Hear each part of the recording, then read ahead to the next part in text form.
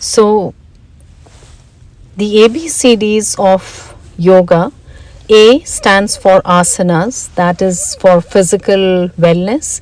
When we move the body according to the asanas, the way they are designed, it helps not only make our bodies flexible, more supple, more stronger and stable, but it lets the prana flow through the body, flow through every muscle fiber, and just opens up the whole physical self.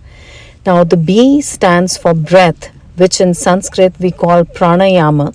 So, pranayama is for emotional health, and it is the prana which we learn to manage using the breath as a tangible tool. Because we can feel the breath, we can hear and be aware of the breathing, then it's easy to use this tool to manage our prana. And yogis in ancient times, they figured out that we can not only control our physical bodily functions, but also switch our emotions by simply using the breath.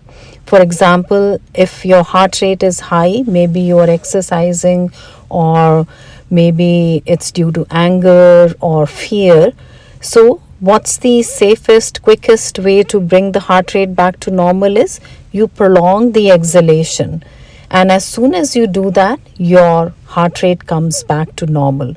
So, using the breath, you are learning how to switch the emotions and also manage your bodily functions like hunger, thirst, body temperature, etc.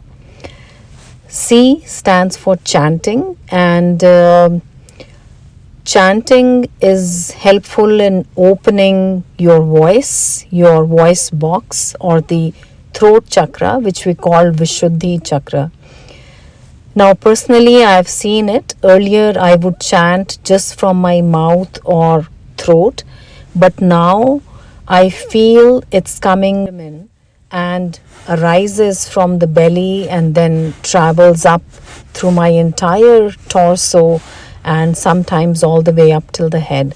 So that is the game-changing experience when we learn how to chant. So it's simply not what we are chanting, but how we are chanting. All right, so to open up, and it's almost like you feel that, yes, I have a voice. D, last one, is for dhyana. Now, the dhyana word comes from two words, dhi and ayana.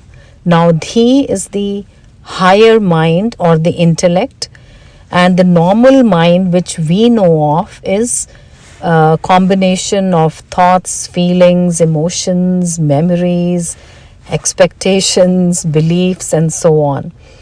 Most of our life, it goes in just being involved and trapped with this normal mind, and hardly ever do we reach the intellect or the dhi.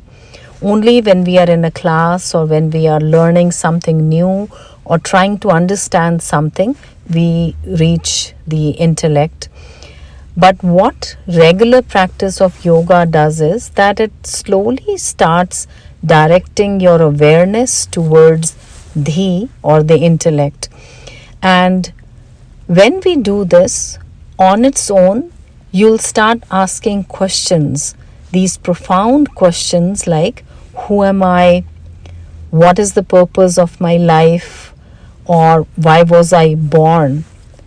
Am I just this body or this mind which keeps changing, this physical body which has changed from 10 years to now and will decay even more in next coming years? Or am I this mind which is changing every moment? Today in the morning I felt completely different compared to how I'm feeling right now. Or am I something beyond this? So all these questions, first of all, they'll start arising in your mindset. Secondly, maybe you will hit upon some answers. Don't worry if they're right or wrong. Just asking these questions, just trying to find the answers to these questions, sets you on a fascinating journey. And then slowly the right answers will come to you. And that's the entire reason we come on the mat. So every time you come on your yoga mat, every time you do yoga practice, you are moving forward, you're evolving, and accessing all these four ABCDs in every class.